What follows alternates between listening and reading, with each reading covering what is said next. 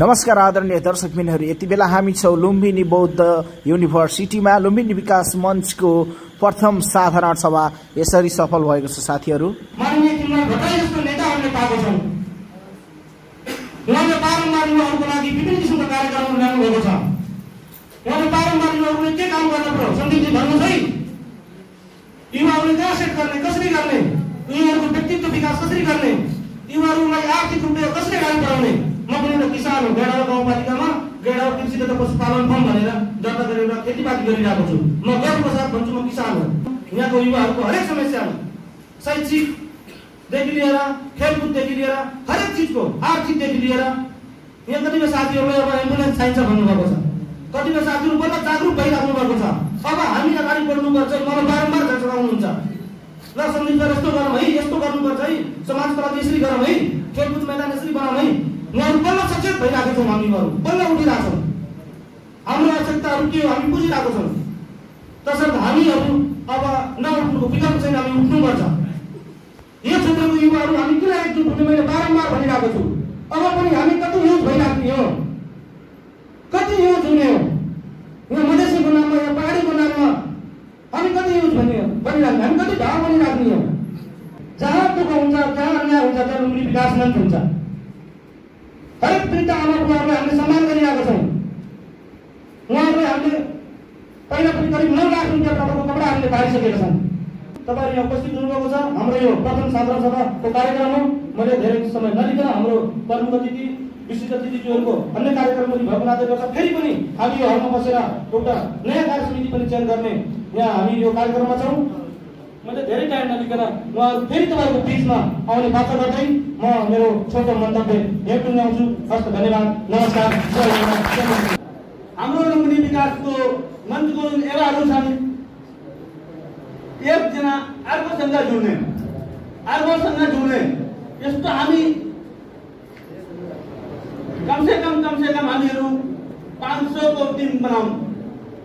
500 team बनायो भने हामीहरूको यो लुम्बिनी विकास मञ्चको एउटा वाइड हुन्छ। त्यसको हामी के भन्दै चाहन्छौँ, यो लुम्बिनी विकास मञ्चको अब यस्तो भएन। अब लुम्बिनी विकास मञ्चको एवालाई अब देशको पनि व्यवस्था हामी गर्छौँ। कुनै पनि योगदान गर्नलाई तपाईँले केही बिट गर्नका निमित्त त्यसका निमित्त सङ्गठन चाहिन्छ। एउटा सङ्गठित संस्था भयो भने त्यसको झुन्डामा सङ्गठित भएर इमानदारीका साथ एक अर्कोलाई सहयोगात्मक भावनाका साथ उपस्थित हुने भने हामीले जे पनि गर्न चाहन्छ। जसको प्रतिभा छ उसलाई सम्मान गर्न नजान्ने अनि उसको खुट्टा तान्ने, जान्न सक्ने मान्छे अनि सहयोग नपाउने र निराश हुने अनि त्यसपछि अरू गर्न नसक्नेहरूले अब जसको क्षमता कम छ त्यो गर्न सक्ने कुरो भएन। तर जतिसुकै क्षमता कम भए पनि हरेक मान्छेको एउटा न एउटा प्रतिभा अवश्य हुन्छ। एउटा न एउटा विधामा उसले गर्न सक्ने क्षमता राख्छ।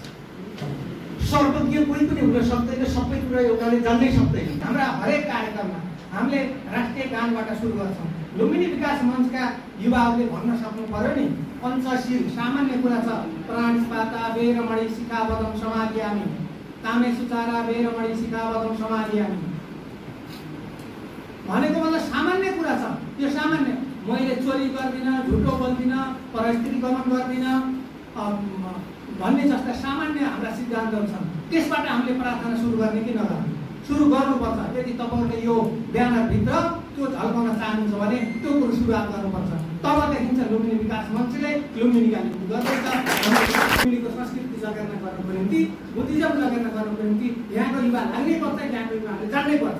तपाईँहरूलाई कतिलाई थाहा होला, तपाईँ धेरै देशमा जानुहुन्छ होला, धेरै देशमा पछि जानु पनि पर्ला, कतिपय जानुभएको छ होला। कहाँबाट आइस? नेपालबाट कहाँबाट आइस भन्दा लुम्बिनीबाट आए भन्दा उसले पाउल समाउँछ। तर तपाईँले लुम्बिनीका बारेमा कसरी भन्नुहोस् भन्दा के तपाईँ हामीले भन्न सक्छौँ? हामीले भन्न सक्दैनौँ। हामीले यति मात्र भन्न सक्छौँ, हाम्रो विकास मन छ, हामी देख्न सम्भावना छ। यति कुराले हुँदैन। हामीले भावनात्मक रूपमा मनैदेखिको कुरा आउने हिसाबले त्यो विकास गर्नुपर्छ भन्ने लाग्छ। हाम्रा उसमा हरेकमा होम स्टेको कुरा हामी गर्दैछौँ। त्यसका निम्ति हामी तयार हुने कि नहुने कुरा। हामीले घरमा हरेक घरमा एउटा बुद्ध मूर्ति राख्न सकेका छौँ छैन होला, कतिकोमा होला छ। हामी विकास मञ्चका पदाधिकारी छैन होला। मलाई लाग्छ यो कति गाह्रो कुरा छ।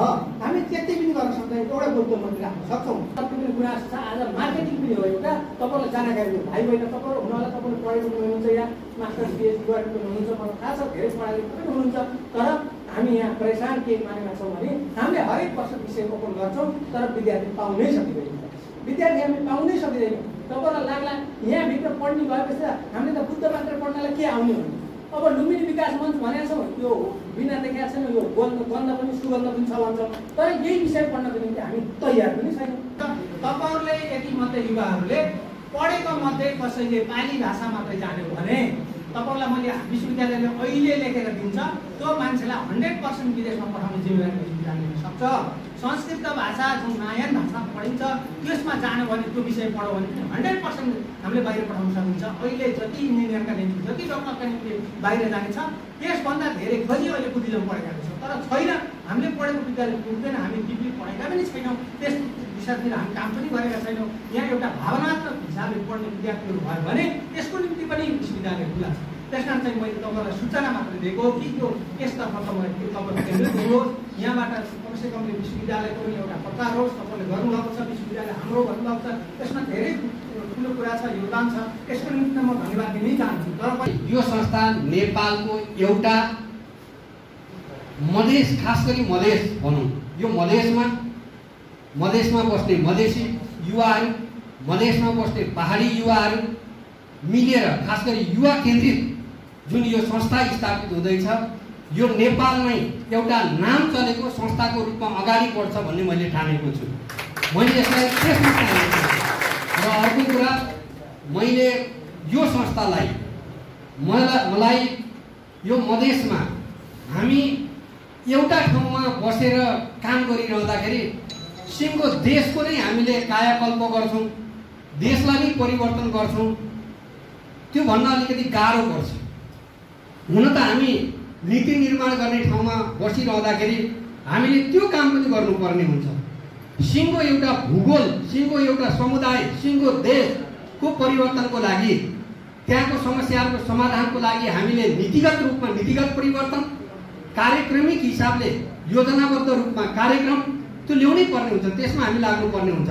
तर त्यसो गर्न सकिँदैन भने पनि एउटा क्षेत्रलाई हामीले नमुना बनाउन सक्यौँ भने सिङ्गो देशलाई त्यसले प्रभाव पार्न सक्छ। एउटा ठाउँलाई नमुना गराउन सक्यौँ भने पनि मलाई लाग्दछ हामी यो बाटो चाहिँ नि राम्रोसँग हिँड्नुपर्छ भन्ने मलाई लागेको छ। यो ठाउँबाट हामीले हाम्रो मधेसको, यो पनि एउटा कोर मधेस हो, यो ठाउँबाट चाहिँ नि हामीले परिवर्तनको छनक दिनुपर्छ।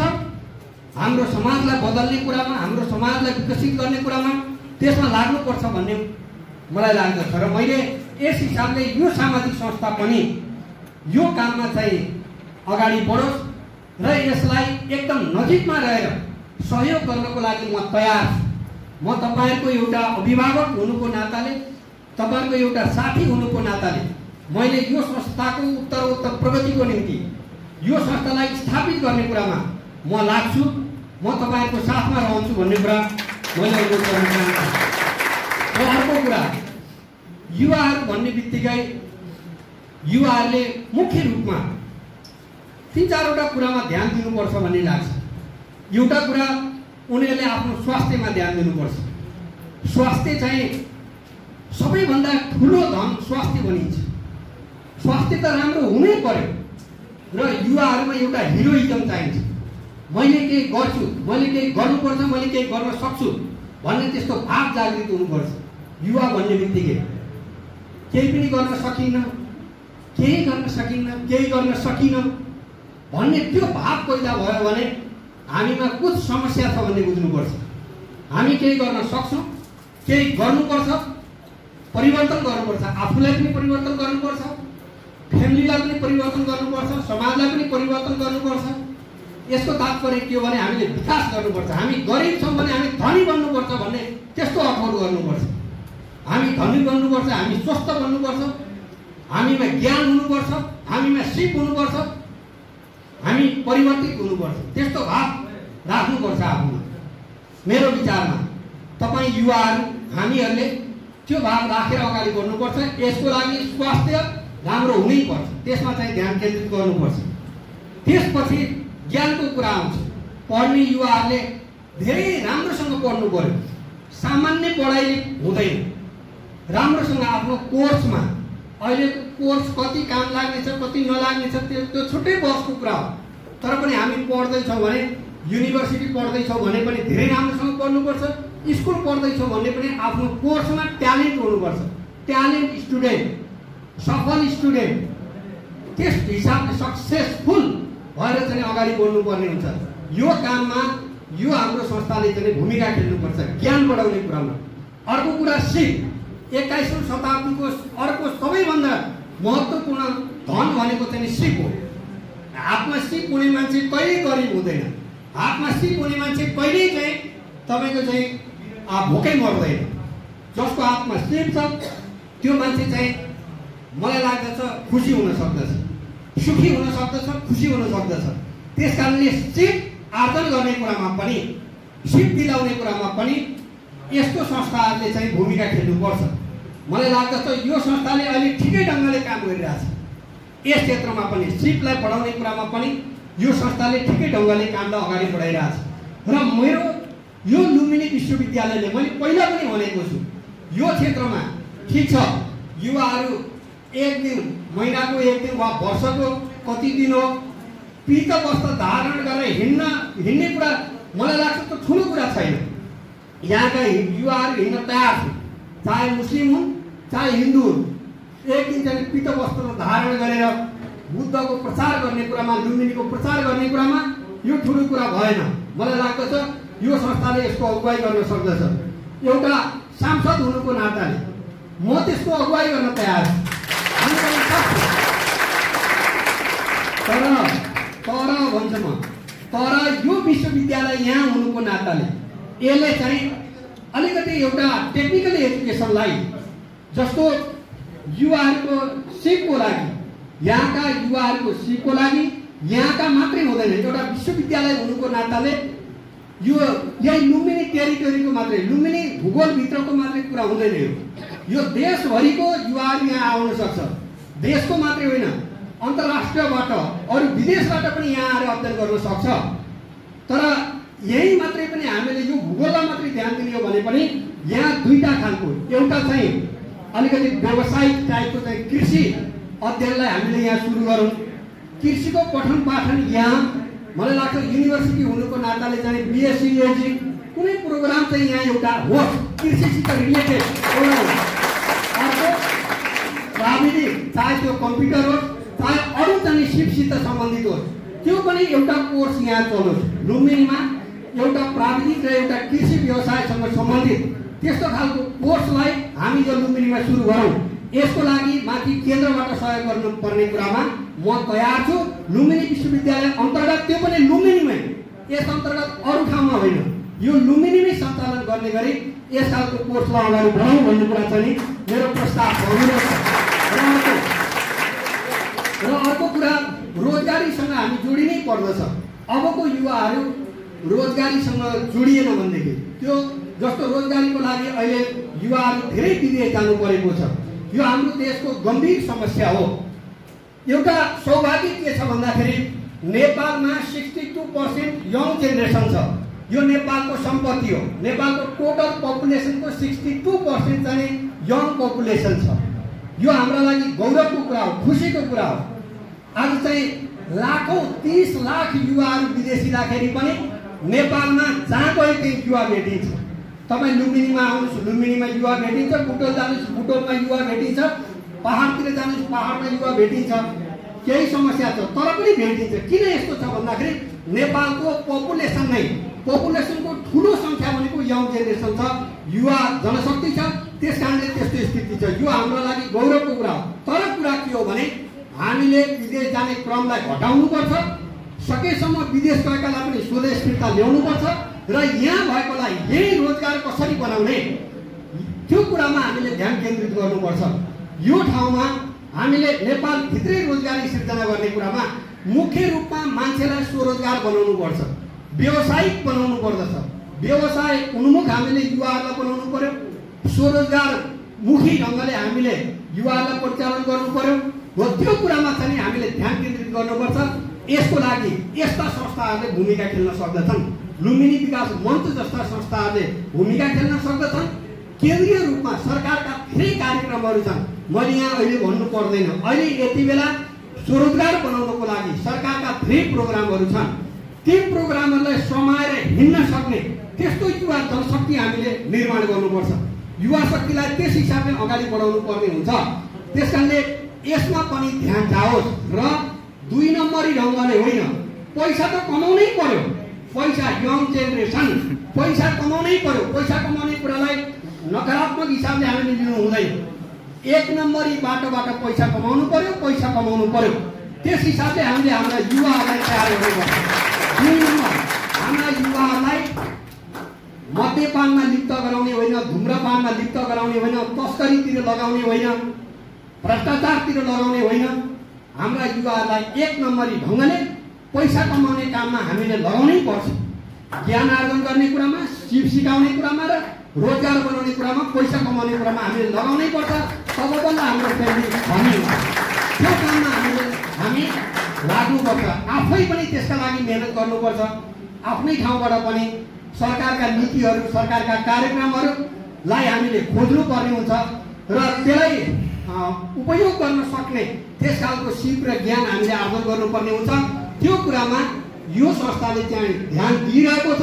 अझै ध्यान दियोस् र यहाँका टोटल युवाहरूलाई मैले के भन्छु भने यो संस्थाको तपाईँहरू पछाडि लाग्नुहोस्। तपाईँहरू त लागिरहनु भएको छ। सबै युवाहरू मैले के भन्छु भने अहिलेको लागि यो क्षेत्रको, यो रूपन्देहीको क्षेत्र नम्बर 5, यो क्षेत्र नम्बर 5 लाई मैले लुम्बिनी क्षेत्र भन्छु।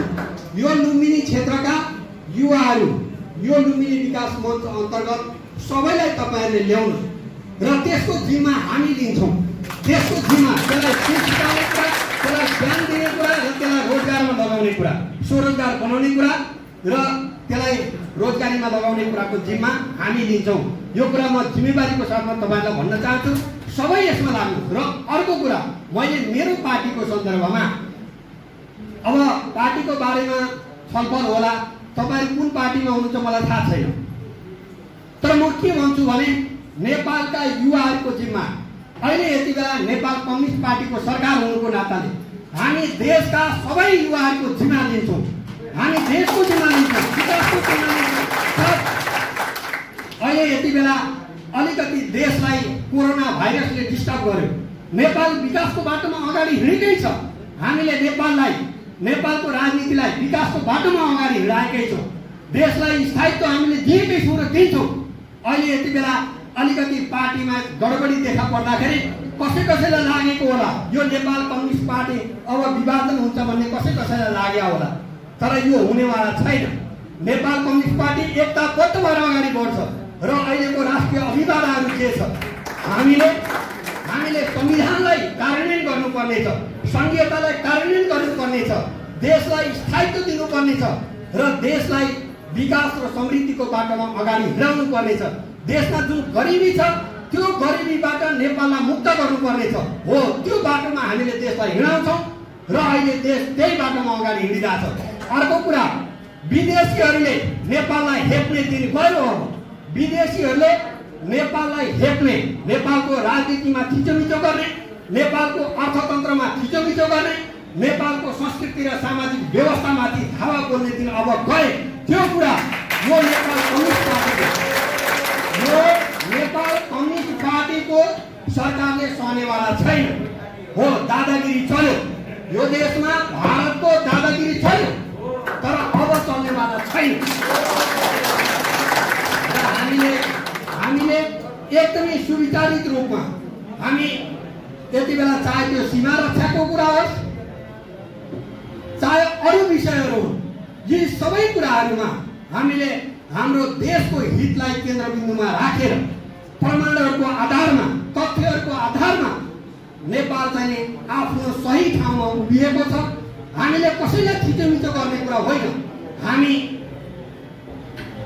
भारतलाई थिचोमिचो गर्ने, हामीले चीनलाई थिचोमिचो गर्ने, भारतले हामीलाई थिचोमिचो गर्ने, हामीलाई चीनले थिचोमिचो गर्ने वा अरू देशले अपमान गर्ने, यस्तो कुरा चाहिँ हुन सक्दैन। हामी पनि गर्दैनौँ। हाम्रो देशमाथि पनि कसैको थिचोमिचो नहोस् भन्ने कुरामा चाहिँ हामी एकदमै सचेत छौँ। यो सरकार सचेत छ र देशको हितमा, जनताको हितमा चाहिँ सरकार खिन्न उभिन्छ भन्ने कुरा मैले अनुरोध गर्न चाहन्छु। जुन कुरा तपाईँले देखि नै रहनु भएको छ, मैले अरू धेरै चर्चा गर्नुपर्ने छैन। अर्को कुरा, यो क्षेत्रको विकासको लागि अहिलेसम्म मैले भन्दै आएको कुरा के हो भने यो क्षेत्र पछाडि पर्यो। यो क्षेत्र पछाडि परेको छ। किन पछाडि परेको छ? केमा पछाडि पर्यो भने सडकमा पछाडि पर्यो, सिँचाइमा पछाडि पर्यो, शिक्षामा पछाडि पर्यो, स्वास्थ्यमा पछाडि पर्यो, खेल मैदानमा पछाडि पर्यो। हामी कहाँ यत्रो क्षेत्र, यो लुम्बिनी क्षेत्रमा एउटा पनि कभर हल छैन। छ मलाई थाहा छैन, कुनै पनि पालिकामा कभर हल छैन। एउटा राम्रो खेल मैदान छैन, एउटा राम्रो स्वास्थ्य चौकी छैन, एउटा राम्रो स्कुल बन्न सकिरहेको छैन। अलिअलि चलेका कलेजहरू पनि धेरै दुःखको साथ चलेको छ। एउटा राम्रो सडक छैन। सब बस्तीहरू गरिबी अभावमा पिसिरहेका बस्तीहरू छन्, गरिबी छ। एउटा मद्रसा भन्ने बित्तिकै त मद्रसा 32% यो लुम्बिनीमा 32% चाहिँ मुस्लिमहरूको बस्ती छ। तर यहाँका मद्रसाहरूको हालत तपाईँले हेर्नु, यहाँका मुस्लिम बच्चा बच्चीहरू अहिले पनि बोरामा बसेर पढ्दैछन्। यस्तो स्थिति हुनसक्छ। 21औं शताब्दीमा अरू स्कुलहरूमा विद्यार्थीहरू कम्तीमा बेन्चमा त बसेका छन्, पङ्खा मुनि त छन्।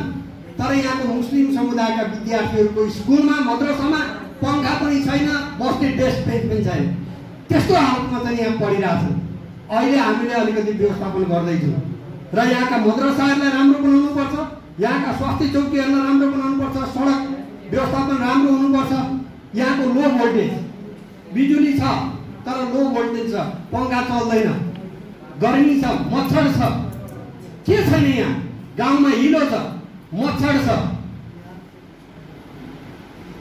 अनि अभाव छ, दुःख छ, पीडा छ। यो स्थितिबाट चाहिँ खै मुक्त भएको, खै यो स्थितिको सुधारतर्फ अगाडि बढेको छैन हो। हामीले यो सबै चिज गर्नुपर्छ। र अब म तपाईँहरूलाई भन्न चाहन्छु, लुम्बिनी अब यो गरिबीको चक्रबाट यो अब मुक्त हुन्छ। किनभने हामी लागेर सबै, मेरो ध्यान, हाम्रो ध्यान, नेपाल कम्युनिस्ट पार्टीको ध्यान र त्यसको अगुवाई म गर्न सक्छु, मैले गर्छु। र यहाँ सडक पनि योजनाबद्ध रूपमा हामी सडक बनाउँछौँ।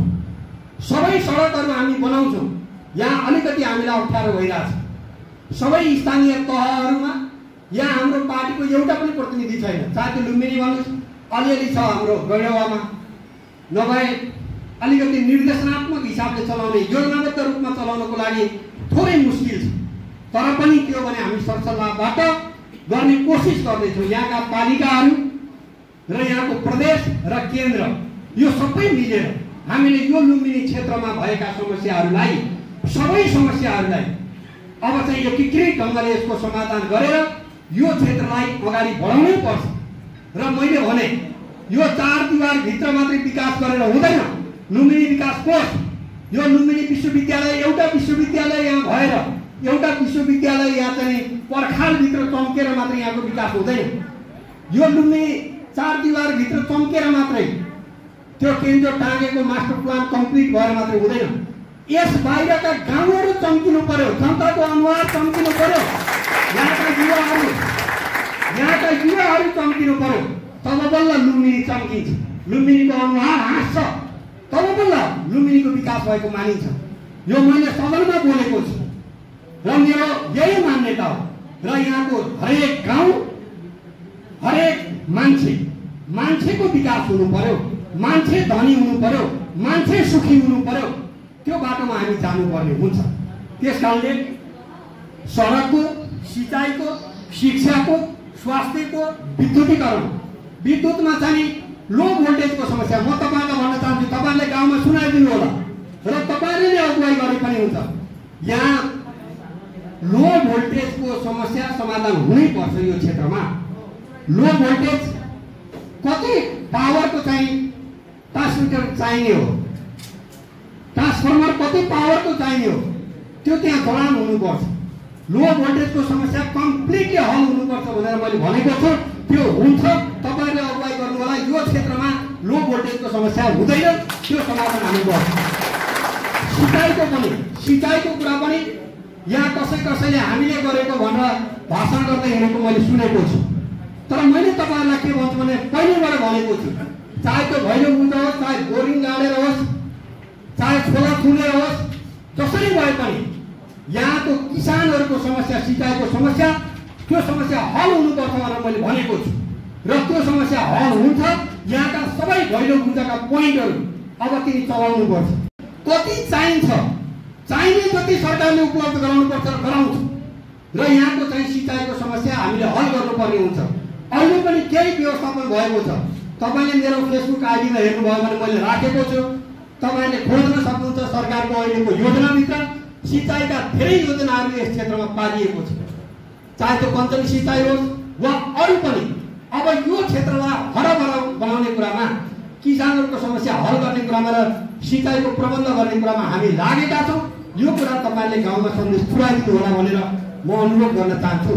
टेलिफोनको पनि, टेलिफोन छ, हातमा मोबाइल छ, घरमा टेलिफोन हुनसक्छ, तर यो चाहिँ नचल्ने, कुरा गर्दै गयो, कुरा बिलाउँदै जान्छ, सुनिँदैन।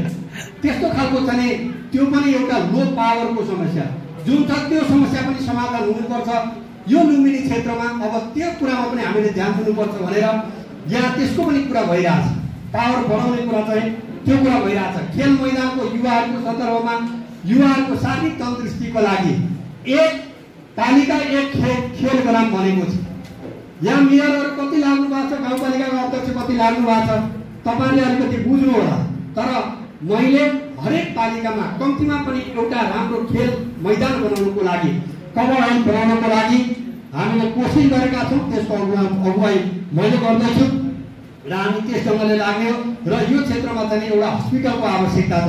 मैले पहिलेदेखि भनेको कम्तीमा पनि 100 बेडको सुविधा सम्पन्न अस्पतालको आवश्यकता यहाँ छ यो लुम्बिनी क्षेत्रमा, चाहे विदेशी पर्यटकहरूलाई होस् वा स्वदेशी यहाँका जनतालाई होस्। यो एउटा चाहिँ अति आवश्यक छ। त्यो बनाउने कुरामा पनि हामी अगाडि बढ्दैछौँ। जग्गाको खोजी हामी गर्दैछौँ। कुनै ठाउँमा जग्गाको कुरा पनि भइरहेको छ, त्यो कुरा चाहिँ भइसकेपछि यहाँले जानकारी पाउनु नै छ। यस हिसाबले चाहिँ हामी अगाडि बढ्दैछौँ। र अर्को कुरा, अब हामी सुकुम्बासी समस्या हल गर्छौँ र फुसको छानो हटाउने कार्यक्रम, यो पनि एउटा महत्त्वपूर्ण कार्यक्रम हो। तर यहाँ कसैले यो त्यो पार्टीले कहिले पनि त्यस हिसाबले सोचेन। तर अहिले चाहिँ हामीले गर्दैछौँ भनेर फेरि जनता ठग्ने कोसिस गर्दैछ। त्यो सम्भवै छैन। यो नेपाल कम्युनिस्ट पार्टीको कार्यक्रम हो। सुकुम्बासी समस्या समाधान गर्ने कार्यक्रम, फुसको छानो हटाउने कार्यक्रम र विपन्न गरिबहरूका लागि घर बनाइदिने कार्यक्रम, यो नेपाल कम्युनिस्ट पार्टीको कार्यक्रम हो। यो हाम्रो कार्यक्रम हो र हामीले यो काम गर्दैछौँ। आज चाहिँ फुसको छानो भएका गरिब विपन्नहरू, उहाँहरूको फुसको छानो हामी विस्थापन गर्छौँ। उहाँहरूलाई एउटा परिवारलाई 50,000 दिने कार्यक्रम छ। त्यो हामी गर्दैछौँ। तर अरूले चाहिँ आफ्नो त्यो निष्ठाको राजनीति जोगाउनको लागि अनि हामीले गरेको भनेर प्रचार गर्ने कोसिस गर्दैछ। जनतालाई भ्रमित हुनबाट जोगाउने दायित्व पनि छ तपाईँ हाम्रो। जनतालाई भ्रम पार्ने कोसिस भइरहेछ। त्यो भ्रम पार्ने कोसिसलाई चाहिँ निस्तेज बनाउनुपर्छ। हामीले त्यो काममा पनि लाग्नुपर्ने हुन्छ। र अर्को कुरा, अब चाहिँ एउटा यो नागरिकताको समस्याको बारेमा नेपाल कम्युनिस्ट पार्टीले बुवाहरूलाई नागरिकता नदिने हो, यस खालको अफवाह फैलाउने कोसिस भइरहेछ। अहिले केन्द्रमा नागरिकताको विषयमा छलफल चलेकै छ, हामीले चलाइराखेका छौँ। तर हामीले कुनै बुहारीलाई अपमान गर्नको लागि नागरिकताको विषयमा छलफल गर्दैछौँ। मधेसको नागरिकताको समस्या यो आजको समस्या होइन। यो अरू कसैले समाधान गरेन र कसैले समाधान गर्न पनि सक्दैन। यो नेपाल कम्युनिस्ट पार्टीले नै यो समस्या समाधान गर्छ। हामीले मधेसी नेपाली जनतालाई नागरिकता दिलाएर छोड्छौँ। हामीले नै यो समस्या समाधान गर्छौँ। हामी किनभने समस्यामा डुबिरहेका छौँ। यो समस्या छ। वास्तविक मधेसका नेपाली नागरिकले नागरिकता पाउनबाट उनीहरू वञ्चित नहुन् भनेर हामीले मेहनत गरिरहेका छौँ। तर आज चाहिँ हाम्रै विरुद्धमा माहौल सिर्जना गर्ने, घर घरमा विष हाल्ने काम गर्ने कोसिस भइरहेछ। यसबाट मधेसी जनतालाई हामीले जोगाउनुपर्छ। हामीले मधेसका बुहारीहरूलाई कुनै इन्डिया वा अरू चाहिँ यहाँ इन्डियाको कुरा मात्रै छैन, चाहे त्यो चाइनाबाट नेपालमा बिहा गरेर आएको बुहारी होस्, चाहे म्यानमारबाट आएको होस्, चाहे इन्डियाबाट आएको होस्, जहाँबाट आएको होस्, चाहे पहाडमा होस् चाहे मधेसमा होस्, तर बुहारीको लागि अरू सबै चिज हामी दिन सक्छौँ। अरू सबै अधिकार उनीहरूलाई शैक्षिक अधिकार, आर्थिक अधिकार, राजधानीको अधिकार यी सबै दिने कुरा नै भइरहेछ, छलफल भइरहेछ, नदिने भन्ने कुरा छैन। तर राजनीतिक अधिकार, राजनीतिमा दुईटा कुरा, एउटा भोट हाल्ने कुरा र अर्को उम्मेदवार भन्ने कुरा। यो कुरा आउँदा आउँदै यहाँको वंशजको नागरिकको, यहाँको मधेसी जनता वा नेपाली जनताको प्रतिनिधि आउँदा आउँदै कुनै बुहारी बन्न सक्छ। यो मधेसलाई ठग्ने कुरा हो, मधेसी जनतालाई ठग्ने कुरा हो, नेपाली जनतालाई ठग्ने कुरा हो। कुनै मान्छे आउँदा आउँदै यहाँ आउने बित्तिकै यहाँ चाहिँ उसको नेता बन्न सक्छ, उसको नेता बन्न सक्दैन। अनि कुनै नेतालाई उसले मतदान गरेर अनि त्यो सही मतदान गरेर उसले जिताउने वा हराउने त्यो काम गर्न सक्छ। राजनीतिमा यस्तो अधिकार त्यही इन्डियामा पनि दिएको छैन। यहाँ हाम्रो लुम्बिनीको कुनै छोरी इन्डियामा चाहिँ गयो भनेदेखि उसलाई अरू अधिकार छ, तर भोट हाल्ने र उम्मेदवार बन्ने अधिकार छैन। उनीहरूको 7 वर्ष छ, 7 वर्ष पुग्नुपर्छ नागरिकता पाउनको लागि, राजनीतिक अधिकार पाउनको लागि पुग्नुपर्छ। त्यस्तै अरू देशमा पनि यस्तो स्थिति छ। तर हामी नेपाली नै हौँ, आउने बित्तिकै बुहारीलाई हातमा नागरिकता कमाइदियो, हामी नेपाली हौँ। तर हामीले पनि सोच्यौँ होइन। र अहिले छलफल के भइरहेछ भने अरू अधिकार दिने, तर उम्मेदवार भन्ने कुरा यहाँ मानिसले के सोचिरहेछ भने पैसावालहरू, पैसाले चाहिँ मधेसी जनतालाई चाहिँ छक्याउन सकिन्छ भनेर मधेसी जनताको भोट किनेर कसैलाई उम्मेदवार बनाउने वा कसैलाई जिताउने, यहाँको असली मधेसका छोरीहरूलाई अपमान गर्ने, नेपाली नागरिकलाई अपमान गर्ने काम त्यो त हुन सक्दैन, त्यो छुट हुन सक्दैन। त्यो तपाईँले पनि छलफल गर्नु, हामी पनि अहिले नागरिकताको बारेमा छलफलमै छौँ, छलफल गरौँ, ओपेन छलफल गरौँ, यसमा केही छैन। तपाईँले के भन्नुहुन्छ? तर हाम्रो के छ भने अरू अधिकार दिउँ, तर उसले केही समय समाज बुझ्नु पर्यो। नेता चुन्नको लागि र नेता हुनको लागि उसले केही समय समाज बुझ्नुपर्छ, अनि मात्रै त्यो सम्भव हुन सक्छ। यो एकैचोटि आउँदा बित्तिकै चाहिँ नेता भइहाल्ने वा नेता चिनिहाल्ने र नेता चुनिहाल्ने त्यस्तो स्थिति चाहिँ त्यो अधिकार चाहिँ हुन सक्दैन भन्ने कुरामै छलफल छ। त्यसो भएर यसमा चाहिँ तपाईँहरूले पनि सुझाव सल्लाह दिन सक्नुहुन्छ, किनभने यो छलफलमा भएको हुनाले। तर नेपाल कम्युनिस्ट पार्टी कुनै बुहारीलाई अपमान गर्ने पक्षमा छैन, बुहारीलाई सम्मान नै गर्ने, यो हाम्रो कल्चर हो, हामी सम्मान गर्छौँ। कुनै विदेशबाट आएको छोरी चेलीबेटीलाई अपमान गर्ने कुरा हुन्छ? त्यो अपमान गर्ने कुरा हुनै सक्दैन र हामी गर्दैनौँ, त्यो कुरा होइन। यो भ्रम छर्ने कोसिस भइरहेछ, यसमा पनि सजगता अपनाउनै पर्छ। र अर्को कुरा, हामीहरू तपाईँहरू जस्तो युवाहरू, हामीहरू हामीले अर्को एउटा काम के गर्नु हुँदैन भने हामी चाहे मुस्लिम हौँ, चाहे हिन्दू हौँ, चाहे बुद्धिस्ट हौँ, जे भए पनि हामीले एक अर्कालाई सम्मान गर्नुपर्छ। एक अर्का यो साम्प्रदायिक हिसाबले हामीले एक अर्कालाई सम्मान गरेर अगाडि बढ्नुपर्ने हुन्छ। हामीले सहिष्णुता ल्याउने हो, हामीले विखण्डन ल्याउने होइन। त्यो कुरामा चाहिँ हामीले ध्यान दिनुपर्ने हुन्छ। र कहिलेकाहीँ कस्तो हुन्छ भने एउटा घटना घट्छ अनि मुस्लिम समुदायलाई दोष दिने, एउटा घटना घट्छ अनि हिन्दू समुदायलाई दोष दिने र त्यस हिसाबले द्वन्द्व गर्ने, द्वन्द्व हुने, द्वन्द्व गराउने त्यस्तो पनि हुन्छ। तर त्यो चिजलाई हामीले रोक्नुपर्छ। कुनै घटनालाई घटनाकै हिसाबले समाधान गर्नुपर्छ। त्यहाँ चाहिँ कुनै समुदायलाई जोड्ने काम चाहिँ त्यो बेठिक हुन्छ, त्यस्तो गर्नु हुँदैन। र यो कुरामा चाहिँ धार्मिक सहिष्णुता कायम गर्ने, हामी मिलेर बस्ने, मिलेर हिँड्ने कुरालाई नै हामीले चाहिँ ध्यान दिनुपर्ने हुन्छ। यो कुरामा पनि तपाईँ हामी सबै लागौँ, तपाईँ हामी सबैले यो समाज पनि हाम्रो समाज पनि के हो भने हामी कहाँ हिन्दू पनि छ, हामी कहाँ मुस्लिम पनि छ, हामी कहाँ बुद्धिस्ट पनि छ, अरू पनि छ। त्यसो भएर यो सबै यो बहुलतालाई चाहिँ हामीले मिलाएर हिँडाउनु पर्ने हुन्छ। यो कुरामा तपाईँ हामी सबैले चाहिँ ध्यान दिउँ र हामीले एउटा मिलेर बसेको एकदमै शान्तिपूर्ण ढङ्गले बसेको विकासमा लागेको त्यस्तो एउटा समाज निर्माण गर्ने कुरामा योगदान गर्न सकौँ। तपाईँहरूले पनि त्यो कुरामा ध्यान दिनुपर्छ भन्ने कुरा मैले अनुरोध गर्दै अन्त्यमा अब यो लुम्बिनी विकास मञ्चको आजको जुन साधारण सभा छ, यो साधारण सभा अहिलेसम्म भव्य भएको छ। अब यसको नेतृत्व छनौट गर्ने कुरामा पनि तपाईँहरूले भव्य रूपमा चाहिँ अत्यन्त मिलेर तपाईँहरूले गर्नु होला। यसका केही आफ्ना मापदण्डहरू होलान्, त्यो मापदण्डहरूमा ध्यान दिएर मेलमिलापको साथमा तपाईँहरूले नेतृत्व चयन गर्नुहोला र भावी दिनमा यो लुम्बिनी विकास मञ्च अझै अगाडि बढ्नेछ, अझै अगाडि बढ्नेछ। यो बढाउने कुरामा हाम्रो पनि योगदान हुनेछ। हामी अतिथिहरू जो छौँ हामी सबैको तपाईँलाई साथ रहनेछ भन्ने कुरा फेरि पनि राखेर यसको उत्तरोत्तर प्रगतिको कामना गर्दै आफ्नो भनाइहरू टुङ्ग्याउँछु। धन्यवाद, नमस्कार।